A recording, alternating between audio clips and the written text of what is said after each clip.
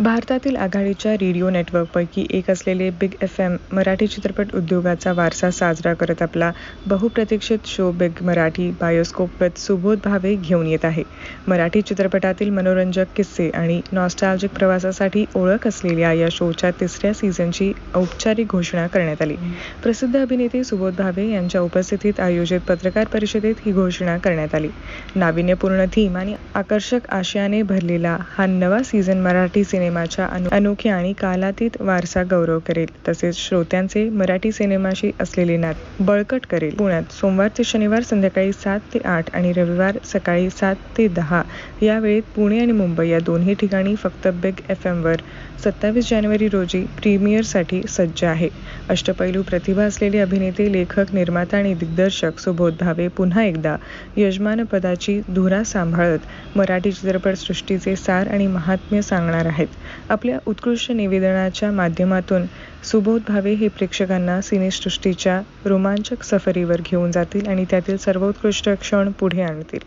Season 3 हा मनोरंजक अशा जोडी स्पेशल संकल्पनेवर आधारित असेल. यामध्ये काही प्रतिष्ठित जोड्यांचा गौरव करण्यात येईल.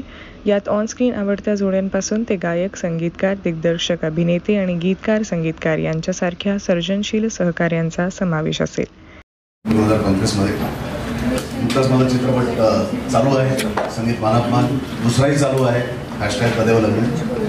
मराठी चित्रपटांना, चांगल्या मराठी चित्रपटांना प्रतिसाद मिळतो आहे आणि अशातच मराठी चित्रपटांची गोष्ट सांगायला मी पुन्हा इथे येतो.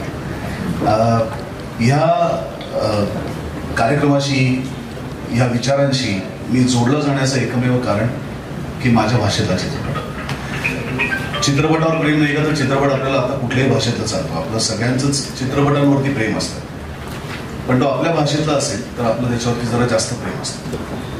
मी फक्त त्याच्यात काम करतोय म्हणून माझं मराठी चित्रपटांवरती प्रेम नाही आहे, तर माझं मराठी चित्रपटांवर, मराठी भाषेवर, मराठी साहित्यावर, मराठी माणसांवर, महाराष्ट्रातल्या प्रत्येक माणसावर, मातीवर, सगळ्यांवरती, जिथे जिथे मराठी पण लागले त्या सगळ्यांवरती माझं प्रेम आहे आणि त्याच्यात मी भेदभाव करत नाही.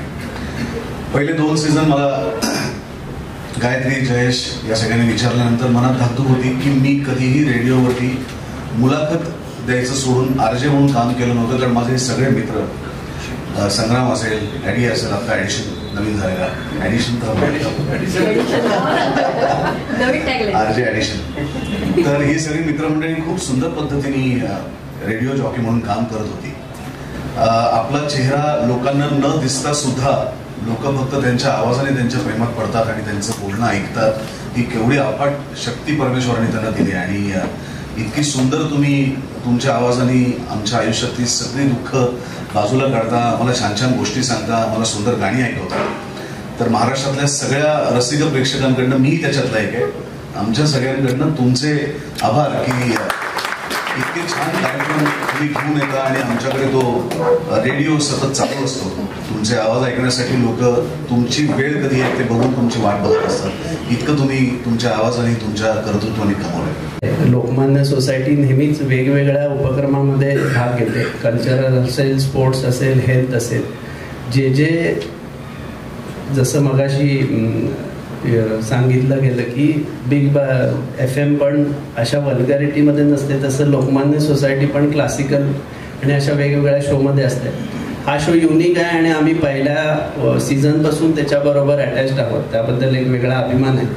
आणि रेडिओमधनं स्टोरी टेलिंग ही एक वेगळी, प्रत्येकाने गोष्ट ऐकलेली आहे आणि आम्ही पण ज्यावेळी एक सवय लागते आणि मग 3 महिने झाल्यानंतर आता काय ऐकायचं असं असतंय. त्यामुळे बिग FMला विनंती आहे की 3 महिने झाले की पुन्हा असा इंटरेस्टिंग कार्यक्रम पुढे ठेवायला पाहिजे ज्यांनी लोकांची सवय मोडू नये आणि वेगवेगळ्या गोष्टी आपल्याला ऐकायला मिळाव्यात.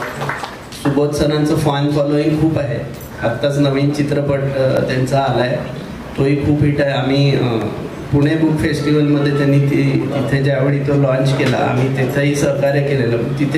तिथं जो प्रतिसाद त्यांना मिळाला ह्याच्यावरनं लक्षात येते की कंटेंटला काय ताकद आहे आणि सुबोध सरांचं कंटेंटवर खूप असतं. आपण त्यांचे सगळे पिक्चर जे बघितले ते असेच चांगले आणि ज्या गोष्टी लोकांना माहिती नाही त्या त्यांच्या कलेमधनं ते दाखवतात.